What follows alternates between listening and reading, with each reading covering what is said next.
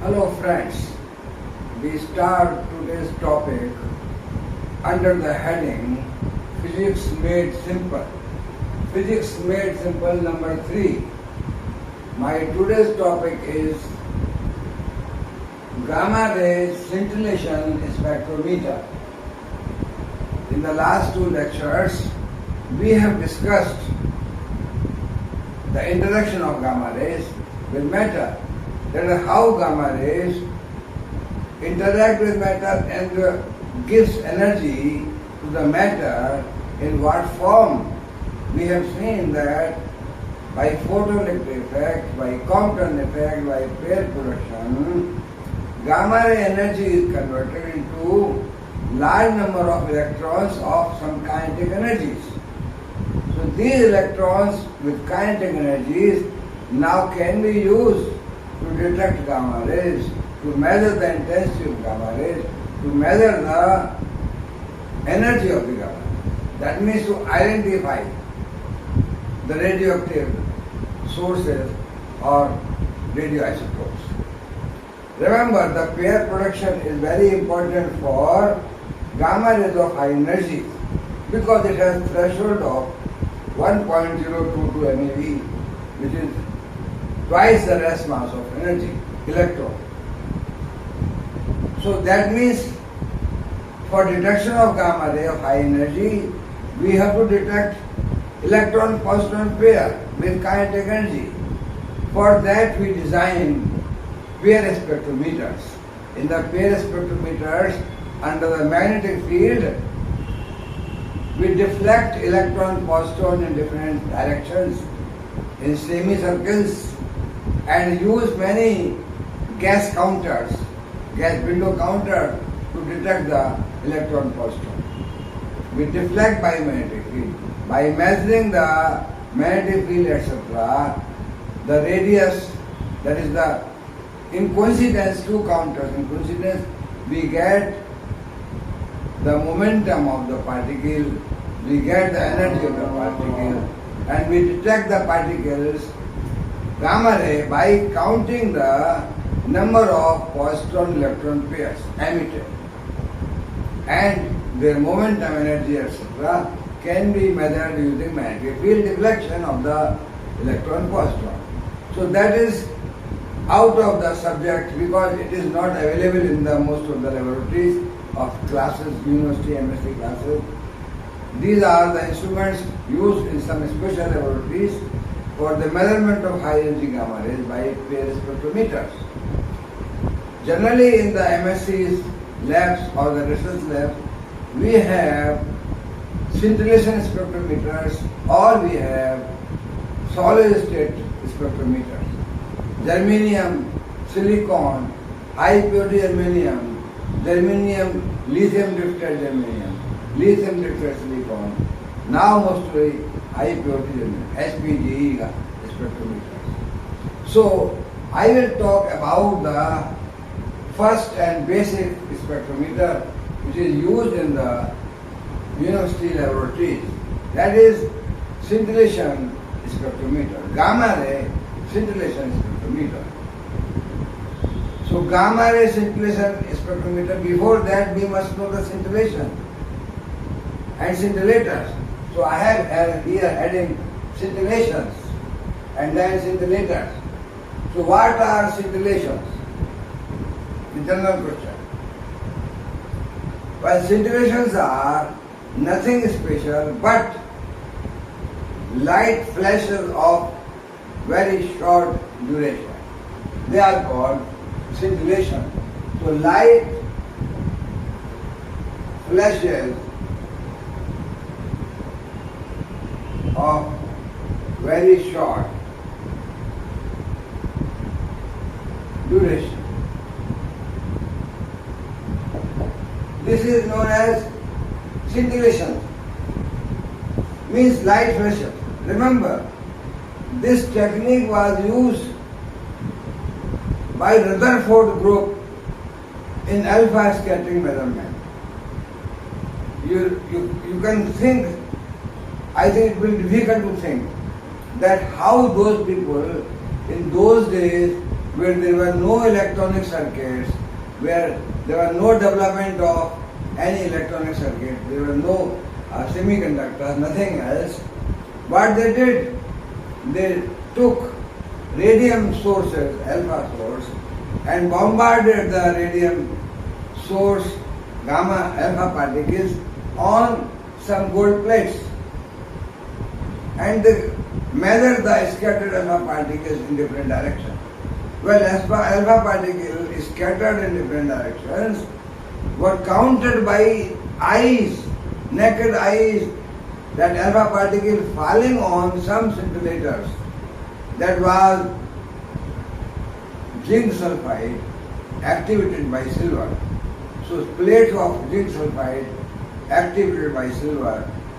Those alpha particles falling on zinc sulfide, they were producing light flashes.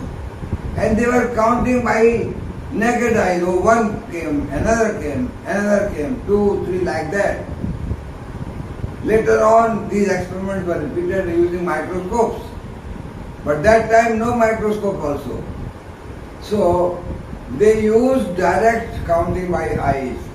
And they got so important results about alpha scattering, Rutherford scattering, that those basic experiments we are not able to repeat in the lab.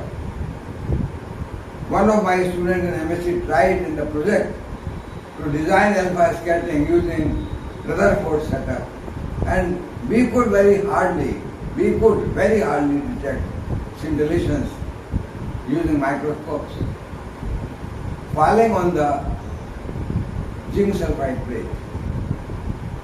So remember, these scintillations were used much earlier by Rutherford group for alpha particle scattering experiment. So scintillations are light flashes of very short durations. So how these scintillations are produced? Well, there are some materials called scintillators. So what are the scintillators? Scintillators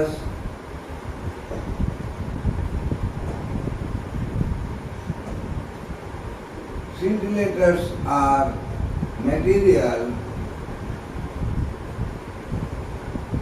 producing scintillations.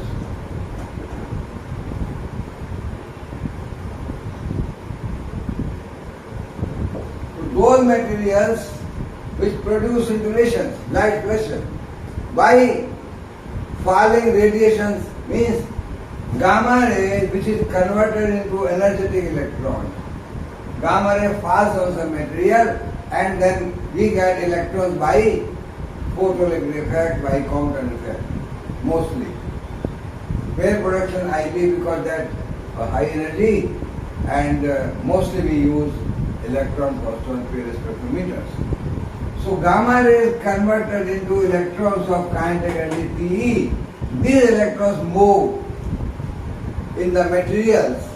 But materials, as I told you, they are scintillators. So light flashes are produced by them when electrons of kinetic energy falls, they strike. Means there are some scintillations which are scintillators which are inorganic. Inorganic crystals. Inorganic crystals, most commonly used crystal in the scintillation spectrometer is sodium iodide with activated with TL. I will explain you later on what this activation and TL etc. First of all, let us see this. Sodium iodide, TL. We have similar other iodides also, like cesium iodide and TL. We have another scintillator which is used in the laboratory that I told you already, zinc sulfide activated by silver. These are used for gamma rays, these are used particularly for alpha particles. And we have some organic crystals, organic crystals are there, like this is the inorganic. Organic crystals are there like anthracene.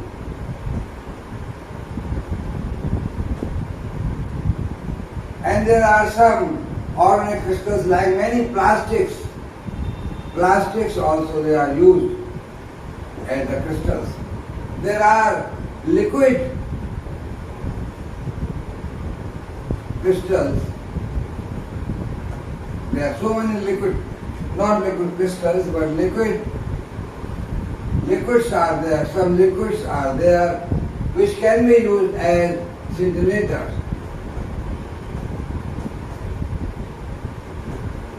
We can use huge amount of liquid. We fill in some vessel, big vessel, and use as a scintillator.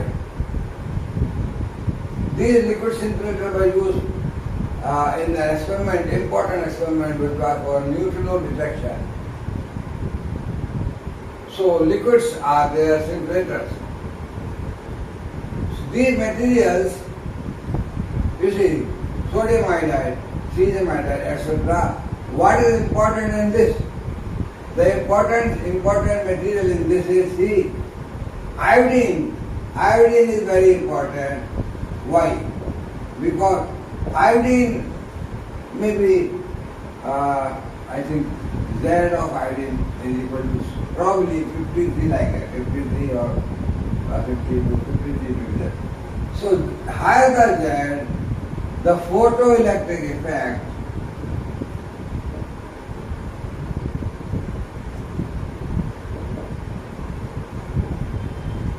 which is proportional to fifth power of charge, atomic number.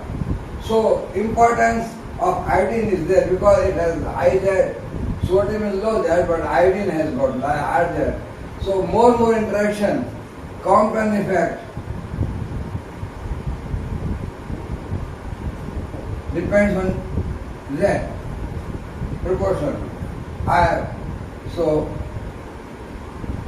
we can see that Compton cross section. So more that just like you have iodine and cesium also, I think that I don't remember exactly, but it is also nearly 55 or like that, 52, 50. So this is not very, this is a material, you have around 50 you can say. So cesium that is around 55. So these cesium, iodine, etc., they have high probability of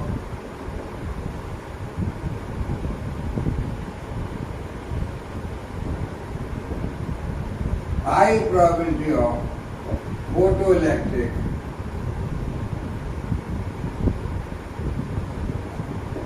and Compton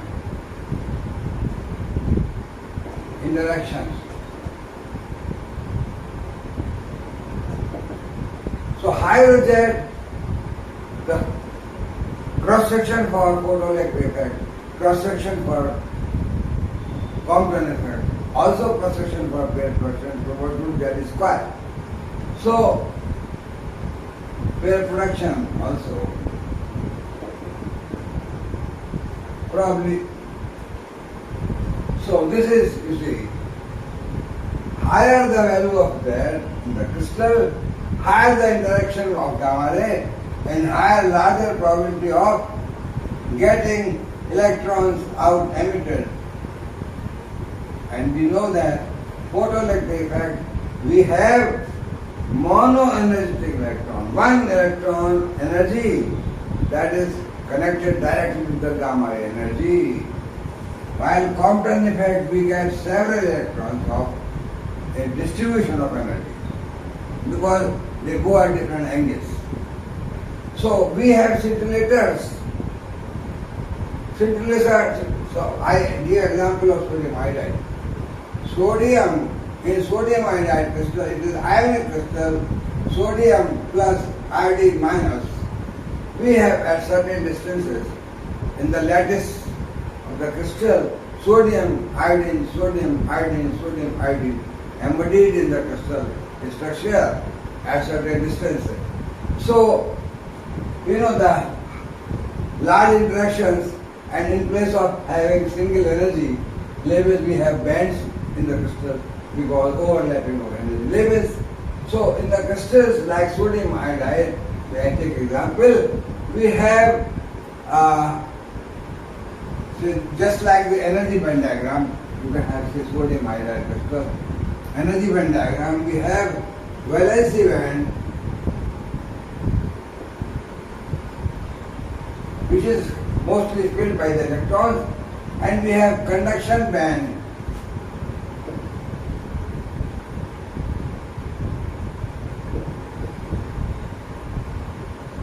when electrons go from valency band to conduction band, they are available free for the conduction, so this is called conduction band. Here electrons are free to move under the potential and current flows. But this difference of energy, that is the energy gap, which is called forbidden also, because it is not possible for electron to go from here to here automatically. So this is called forbidden energy gap. Forbidden energy gap in this crystal is sodium iodide. Mostly they are insulators. Is of the around 6 electron volt. 6 to 8 you can say. 6 to 8 electron volt. So this is the difference of energy levels. That is the valency band and conduction band. Mostly electrons are available here. In the insulators, no electron available here. In some semiconductors, there are few electrons available here for conduction.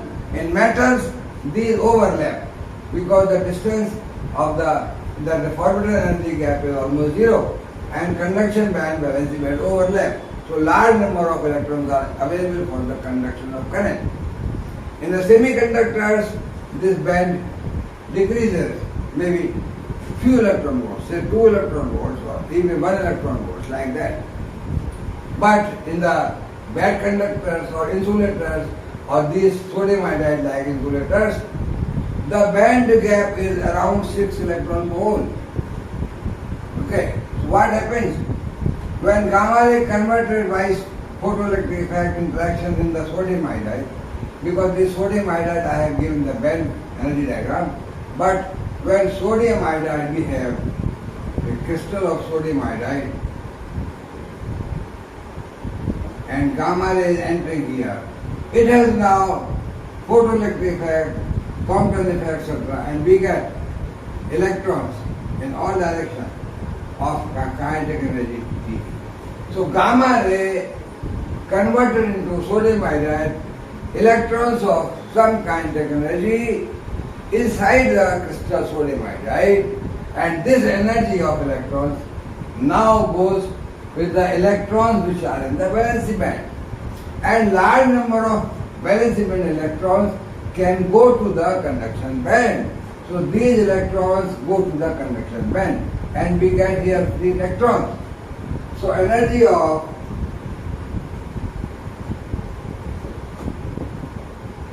gamma ray, I will call gamma ray electron because electrons produced by gamma ray. Energy of gamma ray electrons produced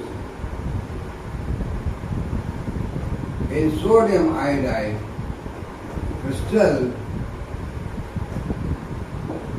is taken by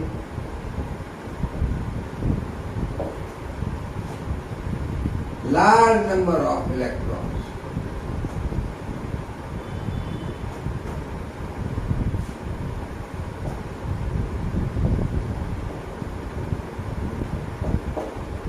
These electrons go to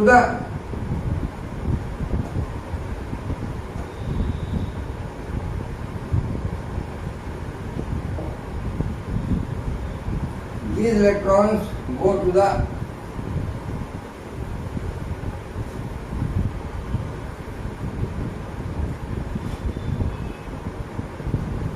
conduction band.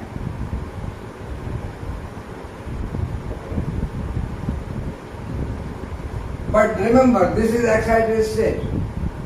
This is the, you can say, ground state. They are sitting in the ground state. Here they get energy. So electrons are here getting energy and they are there in the conduction band.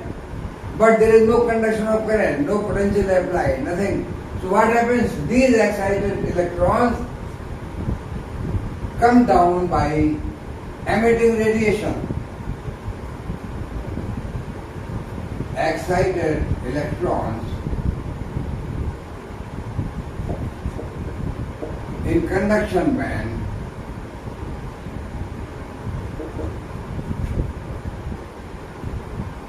de-excites by emitting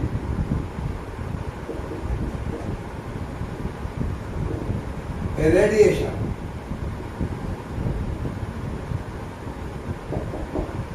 So this electron I have shown here coming down from excited state to ground state here, and this coming down, so energy of this difference, electron comes here again in the balancing band, and whatever energy difference is radiated as the radiation.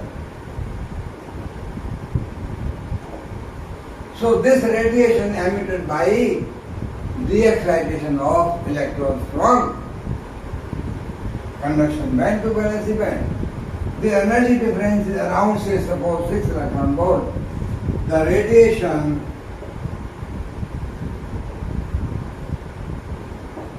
energy around 6 electron volt. The band gap. What happens? This radiation is emitted. In the crystal, we have large crystal structure. We have, what happens? This radiation having this energy may be absorbed by other electron of the valency band, and that electron takes energy 6 electron more and go just here. So this radiation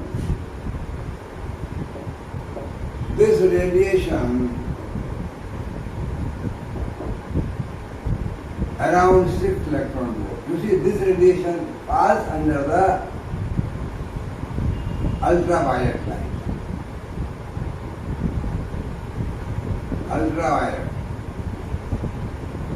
Ultraviolet region, 6 electron volt, you can get the wavelength.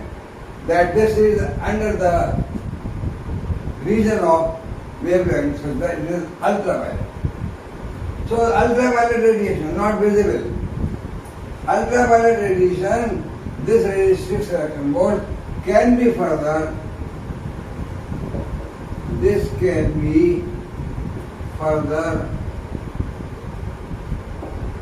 absorbed in the crystal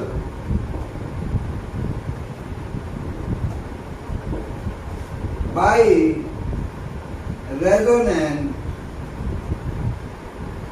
absorption. Meaning thereby this crystal has got energy which is this same energy. This is called resonance phenomena, that this gives energy to electron and that electron from here it goes to here. So whatever radiation coming out by the excitation of electron from conduction band to valency band is further absorbed by other electrons by the process of resonance scattering, resonant absorption of energy. So this de-excitation gives radiation. This is further absorbed by other electron. This goes to here. Again this comes down and emits the same energy, which again absorbs. So repeatedly this emission and absorption takes place. Repeatedly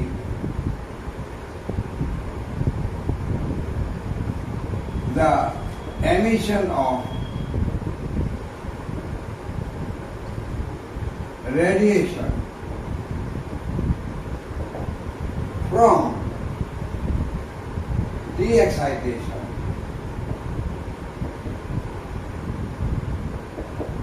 of electron repeatedly the emission of radiation from de-excitation of electrons and resonant absorption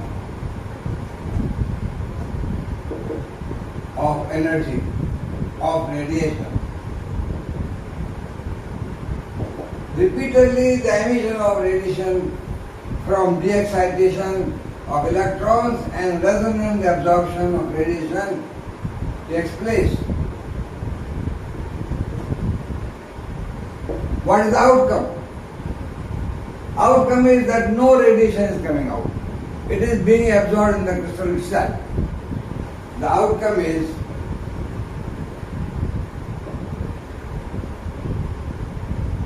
that no radiation is transmitted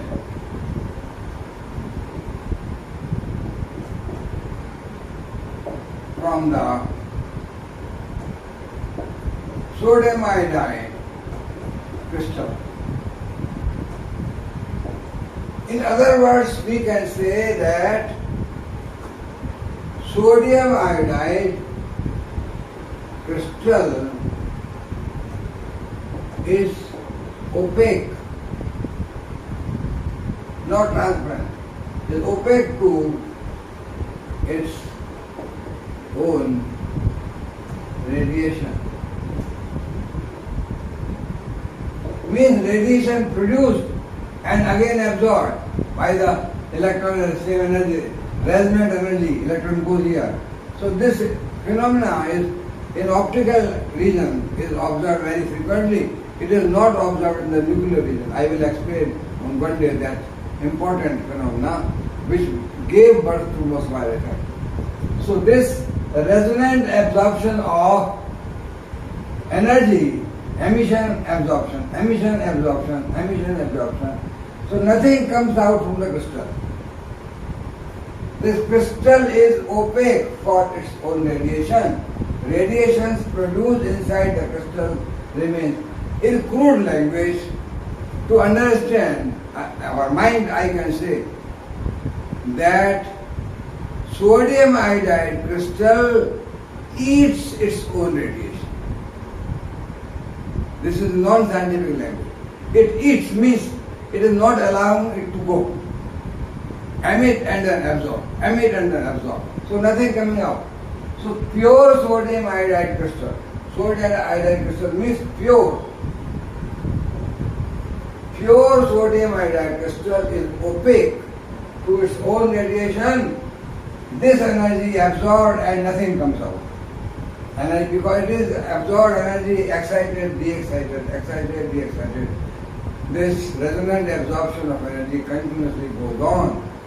The pure sodium iodide crystal is opaque for its own radiation, or in crude language, it eats its own radiation.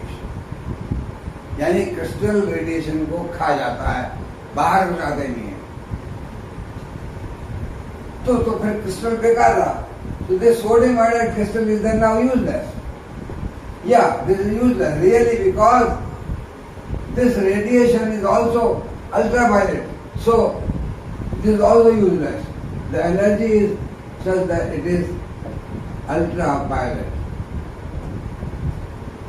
So detection of this is also difficult. What to do? We want to convert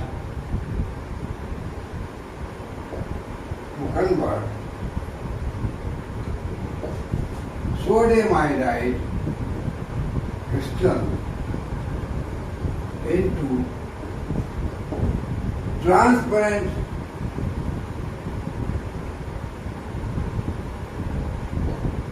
for its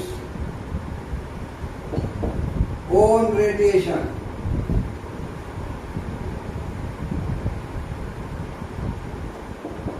And also we want to convert. Remember, this 6 electron volt radiations are ultraviolet. These are not scintillations. Scintillations, I told you by definition, are light flashes of short duration. So light phases means which are visible. These are not visible. So these are not scintillations. Transparent for its own radiations. Also we want to convert ultraviolet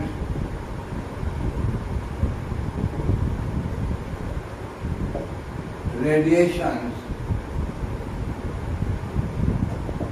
into visible.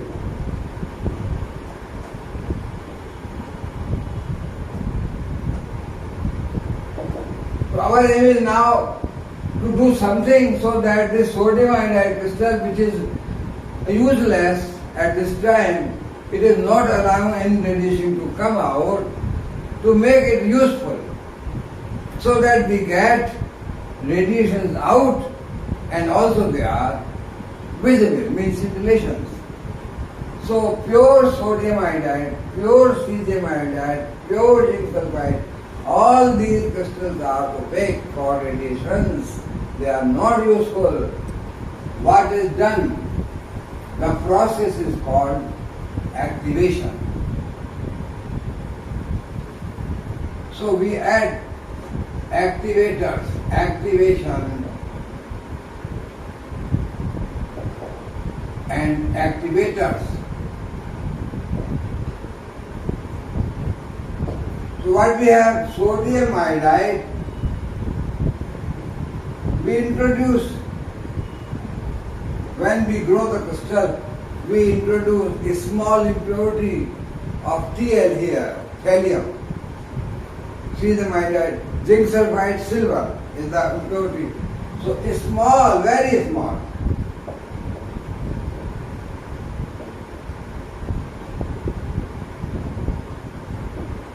Of Tl, thallium is introduced while growing the crystal.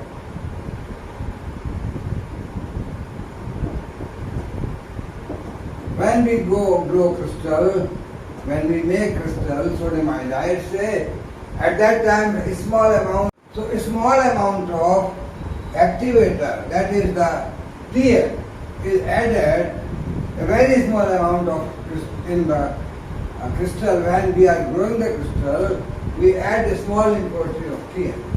What happens if we add a small amount of impurity in the lattice structure of this crystal? We see the energy level of these valency band of sodium iodide and this conduction band, which was having gap of, this was having a gap of around, let's say, 6 electron volts.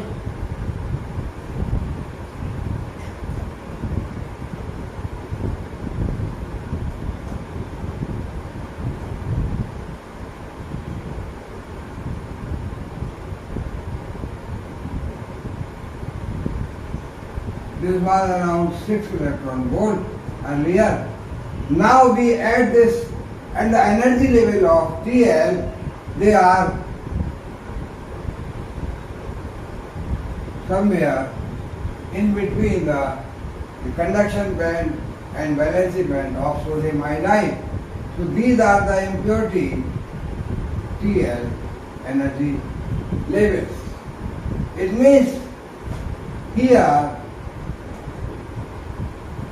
by adding a small impurity, when this electron is coming down, it gets a resting place, means this electron comes here and rests, and then again it goes to here. So in 2 steps, and this energy is around 2 to 3 electron volt. Or so 3 or 3, 3, 6. Or so it is 2 then 4. Like there are 6 distributed, the emission, the radiation which is coming out is of this much energy. 2 to 3, 3 in the MeV, 3 keV, 3 eV, or it is 2 and 4. So this lies in this region. By adding impurity of TL, we are creating the energy levels of TL, the energy levels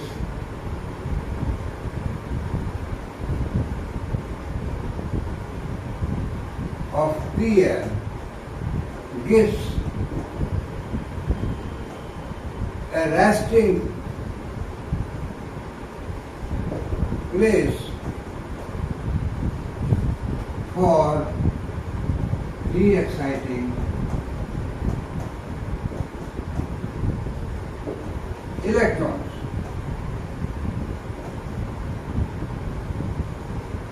It is just like a staircase coming down. Somebody is coming down and rests at some time for maybe microseconds or nanoseconds, and then again comes down. Usually this phenomenon takes place in around 10 to the power minus 8 seconds or 9 seconds, nanoseconds. So by adding the TL, energy levels of TL gives a resting place for de-exciting electron. Means the energy which was coming out earlier in de-excitation, the energy was 6 electron volt. The earlier radiations of 6 electron volt, now we get emission in 2 steps. Means electron coming from conduction band resting for few nanoseconds at the energy level of TL, it rests with the TL atom and then comes down because it is unstable there also, so it comes down. 2 steps, the energy of emitted radiation is around 2 to 3 electron volt, and you can calculate the wavelength of this 2 to 3 electron volt.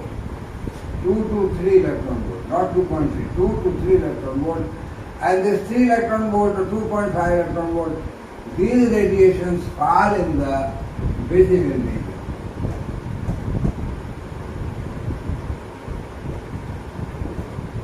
So the earlier radiations are around 6 electron volt, which was ultraviolet radiation. By adding TL, it is converted into visible region, 2 to 3, 2.5 electron volt, 2.8 electron volt like that, which is visible region. So these visible light, this visible radiation is scintillation.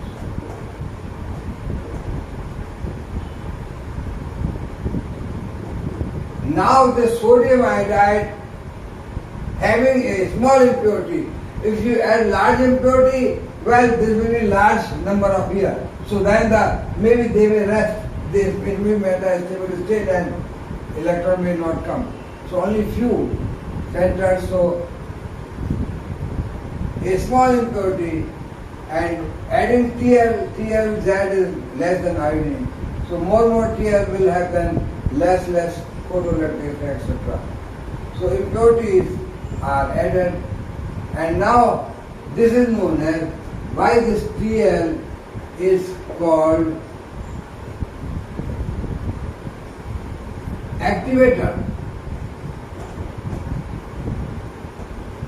Because TL is activating sodium iodide crystal. That sodium iodide crystal, which was opaque previously for its own radiation, now remember, the radiation coming out here is of 2 to 3 electron volt, and this cannot be absorbed resonantly because these numbers are very small. Very few may be absorbed, but to go from here to here, it requires 6 electron volt. So 6 electron volt converted to now 3 electron volt, and 3 electron volt cannot be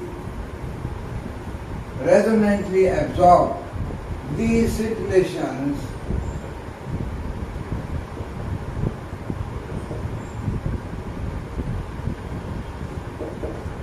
cannot be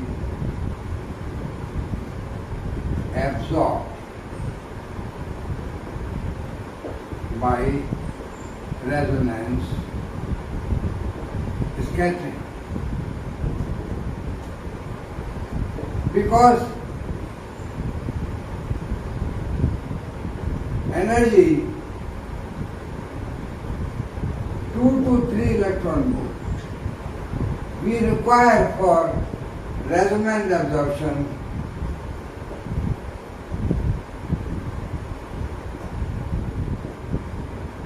6 electron volt. Remember, you can say, why not here? I told you that these are very small numbers of atoms of TL. As TL atoms are in a small number, if these are large number, then again these radiations will also be absorbed and we will have a small light. As TL atoms are in a small number,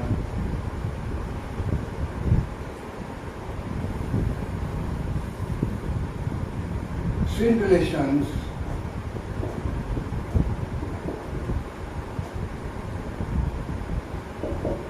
will not have resonant absorption. So what we have done?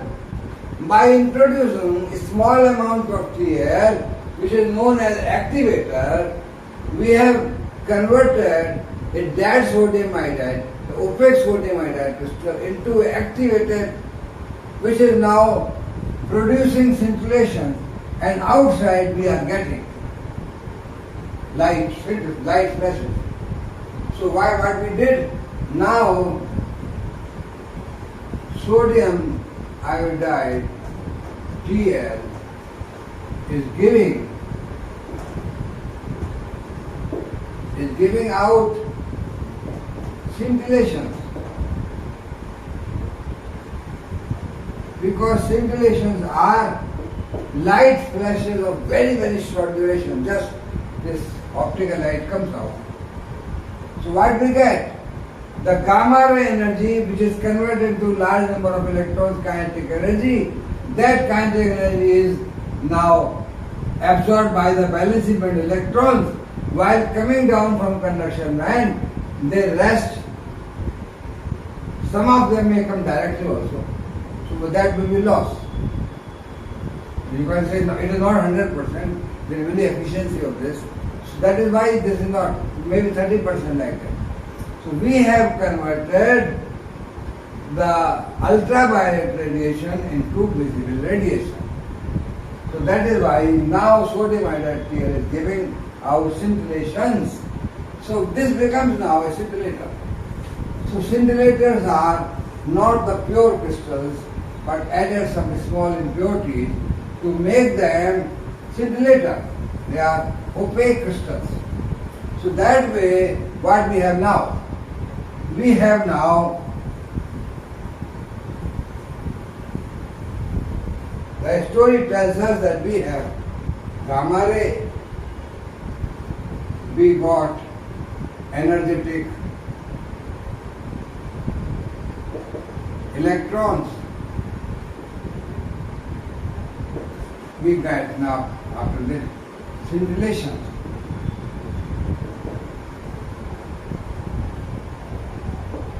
Means of 2 to 3 electron volt energy. This was maybe of MEV. We have converted the MEV gamma ray into 2 to 3 electron volt light flashes.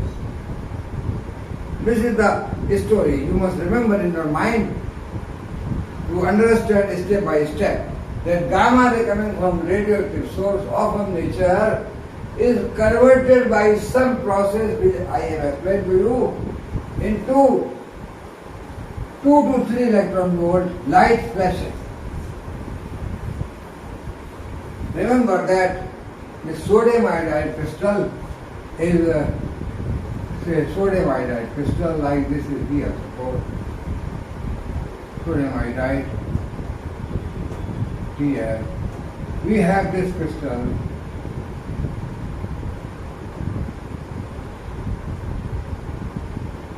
encased in the aluminium. Aluminium, you have aluminium cylindrical. This is also cylindrical. So cylindrical aluminium body here, and this is filled with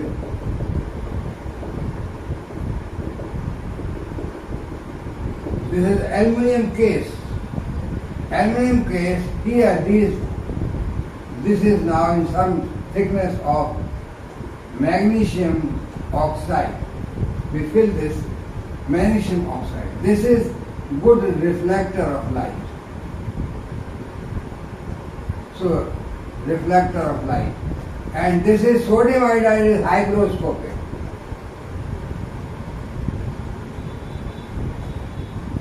So, sodium iodide absorbs moisture from the atmosphere if it is placed open, naked. We have to, and here we have glass plate.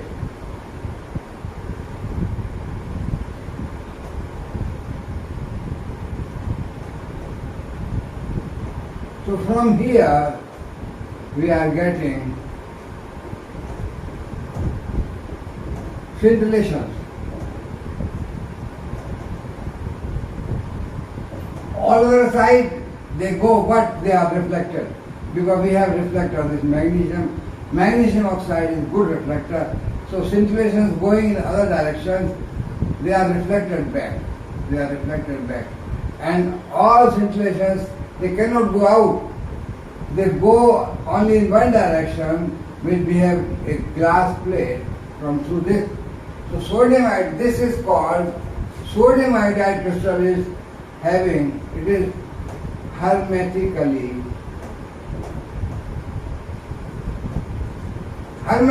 means just like a hermit, a saint sitting on Himalayas has no connection with the world. So this crystal doesn't know anything of outside. If it is hermetically sealed, so this is completely sealed. No air can go enter. No air can enter. So this is pure white.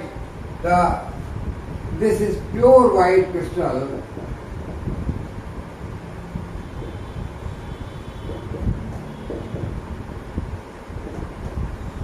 If this becomes yellowish, you can imagine that this is now of no use. So then you have again to purify. If some air enters, this color changes from white it becomes slightly yellowish. So otherwise it is pure white crystal, hermetically sealed. It has no connection with the universe. It is completely sitting at the, say, just like a saint sitting on Himalayas, on the mountain. No connection with the earth. So, this crystal is now useful because gamma ray falling from here, from the top, these gamma rays, are now interacting inside by photoelectric effect, by Compton effect, etc., producing electrons of kinetic energy E. And these electrons are falling such that they are producing scintillations, means by excitation, de-excitation, etc., that I have explained.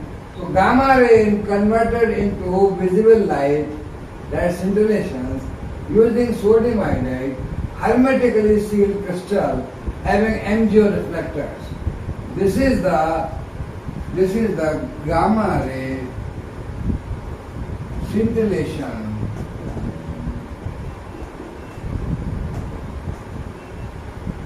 It is called detector, but actually it is producing scintillation. Gamma ray scintillation plus some more thing other than this is called detector. gamma ray scintillation, this is scintillation. Then further we have something here that is called detector. So what is that? I will try to explain you in the next few minutes that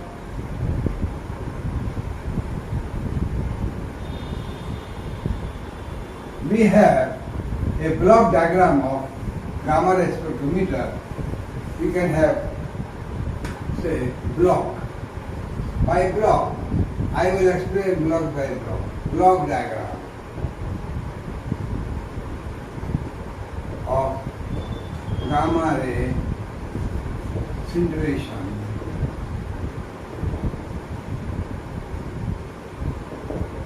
spectrometer. So by block diagram, I will explain today what I have here.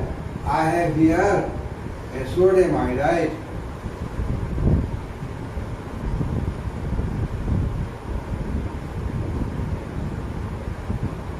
Sodium iodide Tl crystal. Gamma ray is coming from this side, gamma source, and this crystal is giving you a scintillation here. So this is the crystal, and then we have here glass plate.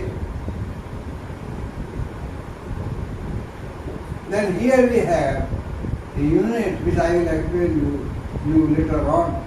This is photo multiplier.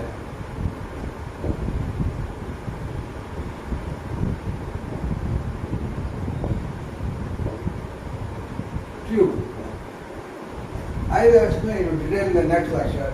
We have sodium iodide crystal and then we have photo multiplier tube. How it functions, what is the function, I will explain in the next lecture. But let me give you block diagram. So photo multiplier tube, and then I have here a unit which is connected with this.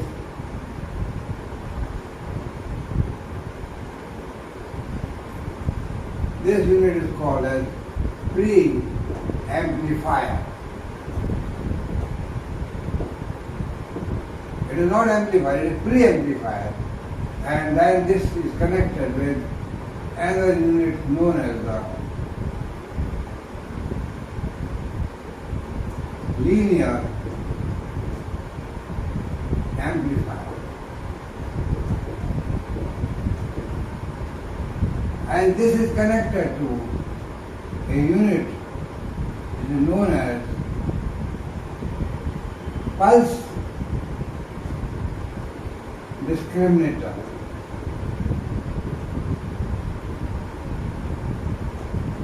Or this is also called single channel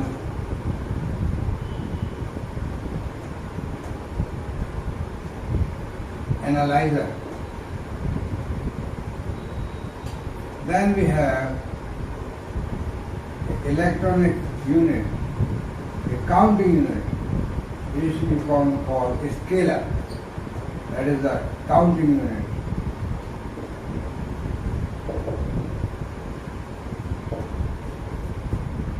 This is the blocks. I will explain each block in the next lecture. Sodium iodide crystal, then there is a tube known as photomultiplier tube, then a preamplifier. This is connected here also with here a high voltage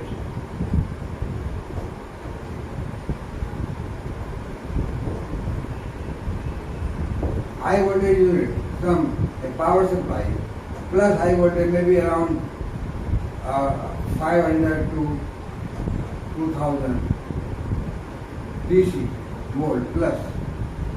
This is connected with this.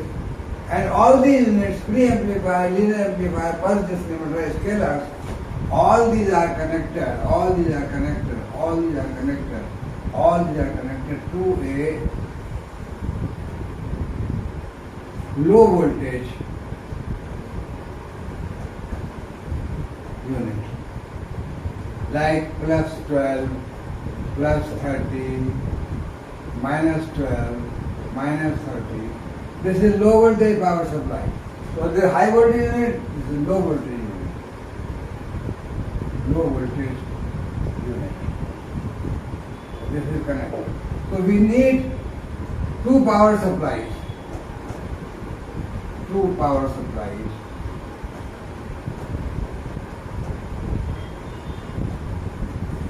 DC, two power supplies DC.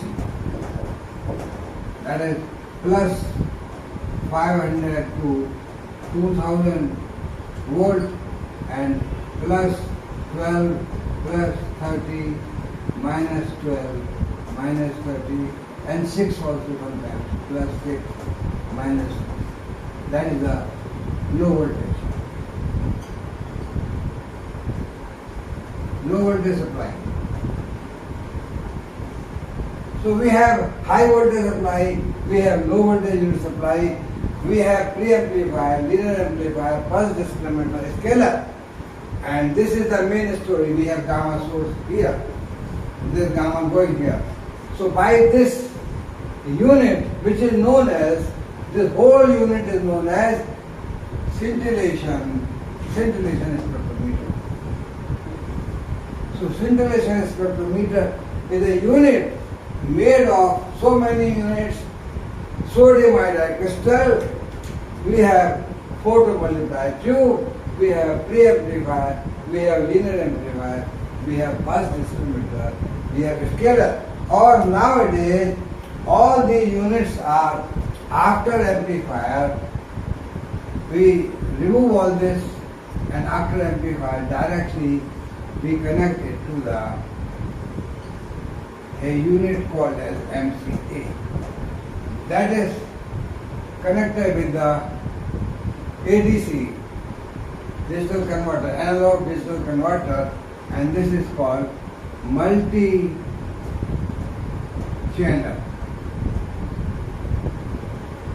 Analyzer. Nowadays, in most of the laboratory, we have got computerized MCAs. So directly after the amplifier, we give the pulse to the multi-channel analyzer, and this single channel analyzer and scalars, they are now only for the laboratory work in the MSc classes, etc. These are given, and if MCs are available, then we can give directly to the computerized MCA. So this is the unit known as the scintillation spectrometer. I have given the block diagram of the spectrometer. Tomorrow I will try to explain function of each unit. In fact, in the nuclear electronics, if it is in your course, I have been teaching in the Ethiopia, our course, we have one whole chapter of nuclear electronics. So there I taught everything, detailed circuits of preamplifier, linear amplifier, pulse discriminator, scalar, all electronics also I explained there by drawing the transistor circuits, and then, but this becomes another 5-6 lectures of nuclear electronics. So if possible, I will try to give this lecture also later on, but this time I am simply covering the detection of gamma radiation, detection of charged particles, etc., which is important unit for any MSc laboratory. I am not talking about the nuclear electronics. This comes under the electronics, in fact, amplifiers and analyzer, logic circuits, etc.